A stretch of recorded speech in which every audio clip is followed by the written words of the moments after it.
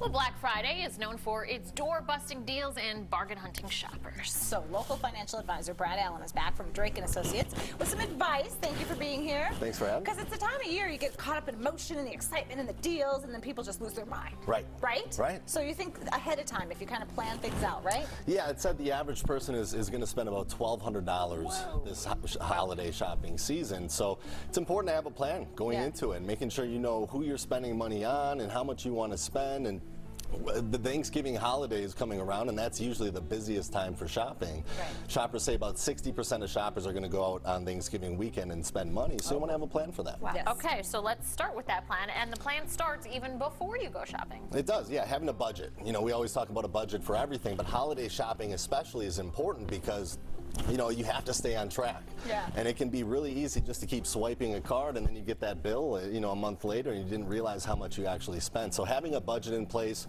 number one, just printing out a sheet of paper. We have it on our website, wealthwisconsin.com.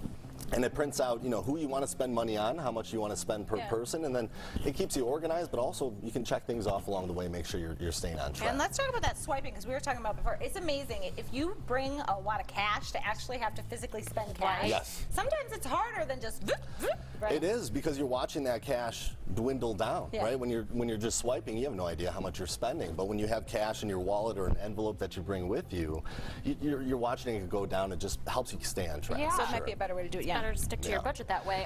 Okay, let's talk about while you're shopping. What can you do? Well, ask a lot of questions. You know, ask people that work there. You know, what kind of deals are there? Or can I find this any lower a week from now? Or you know, you'd be surprised if you ask enough questions.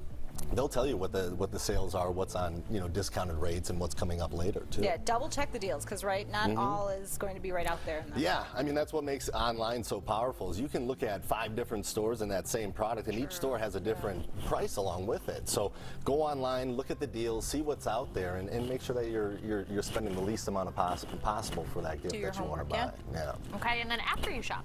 Well, you want to document everything. You know, you want to make sure that you stayed on budget. You know, especially, I work a lot with retirees, and especially in retirement, it gets hard because you're on a fixed income. You have Social Security, you have maybe a pension coming in.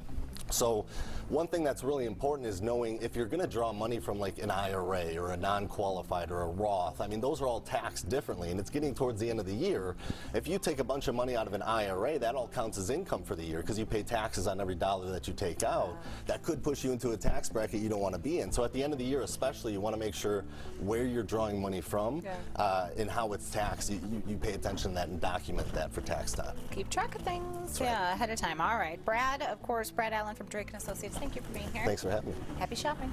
Just be responsible.